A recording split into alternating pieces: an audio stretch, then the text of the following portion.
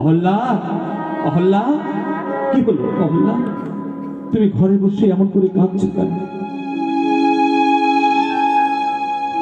স্বামী, আমি দরজায় কান দিয়ে সবকিছুই শুনেছি স্বামী। অহল্যা, তোমার তো সৌভাগ্য।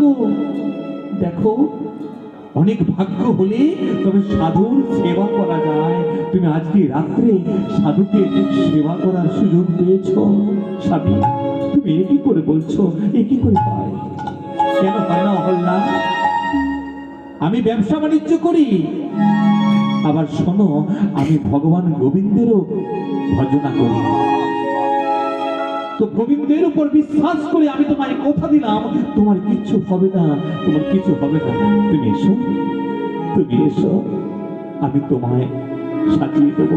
এসো, এসো হল্লা, আমি আজকে নিজ হাতে তোমায় সাজিয়ে দেবো। অহল্যাকে নিজের হাতে সাজিয়ে দিয়েছে ওই বণিক। বণিক সাজিয়ে দিয়েছ না? অহল্যা, এবার যাও, রাত্রি বয়ে যায়, তুমি যাও। অহল্যা স্বামীকে একবার প্রণাম করেছি। স্বামী, জানি না এই প্রণাম তোমাকে আমার শেষ প্রণাম। কেন জানো? যদি ওই সাধু বাবার দ্বারা আমি যদি নষ্ট হয়ে যাই, এই মুখ আমি তোমাকে আর দেখাবো না স্বামী। মুখ যাত্রা পথে একটা তুলসী, ছোট্ট একটা তুলসীর গাছ আছে। তুলসীর কাছে গিয়ে অঝোর নয়নে কাঁদছে। কি তোমার লীলা দয়া, তোমার কেমন লীলা করাবো?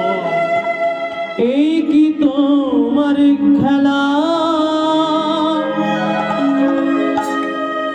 যে জন কাঁদে কাঁদাও তারে। এই কি তোমার লীলা, এই কি তোমার লীলা দয়াল, এই কি তোমার খেলা, যে জন কাঁদে কাঁদাও তারে। এই কি তোমার লীলা, কেন কাঁদাও কৃষ্ণ তুমি, দাও গো চোখে জল, যে জন কাঁদে কাঁদাও তারে। এই কি নামের ফল, কেন কাঁদাও কৃষ্ণ তুমি, দাও গো চোখে জল, যে জন কাঁদে কাঁদাও তারে। যাও যাও, এই কি নামের ফল লীলাময় ভগবান দয়াময়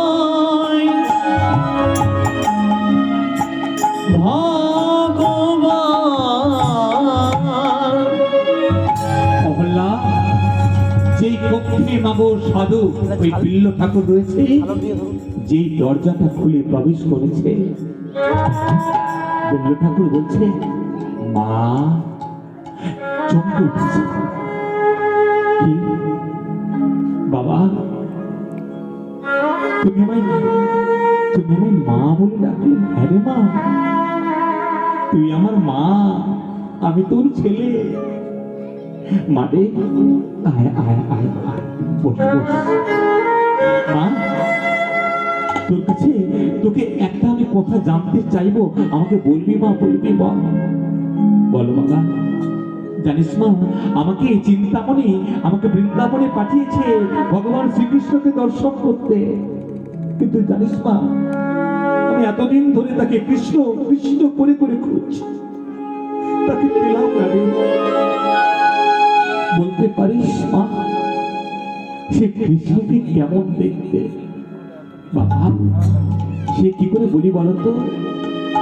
শাস্ত্রে আছে, এই পৃথিবী যদি লেখার পাতা হতো, সমুদ্রের জল যদি কলমের কালি হতো, পঞ্চানন মহাদেব যদি পঞ্চমুখী বর্ণনা করতেন, আর সিদ্ধিদাতা গণেশ যদি চার হাতে করে লিখতেন, তবু তার রূপ বর্ণনা করে শেষ করা যেত না। ও তাই আরে, আচ্ছা হ্যাঁ রে মা, বলতে পারিস পাপ আমাদের কোথায়? কেন মা, বলতে পারিস মা? হ্যাঁ বাবা, পাপ কোথায় জানো না বাবা? পাপ পাপ হলো আমাদের মনে। না না, এটা তুই ভুল বলবি। যে মনে নিষ্কলঙ্ক গোবিন্দ বাস করে, সেই মনে কখনো পাপ থাকতে পারে রে। মনে পাপ থাকে না। পাপ কোথায় থাকে জানিস? পাপ থাকে আমাদের চোখে। হরি বল। কিন্তু মা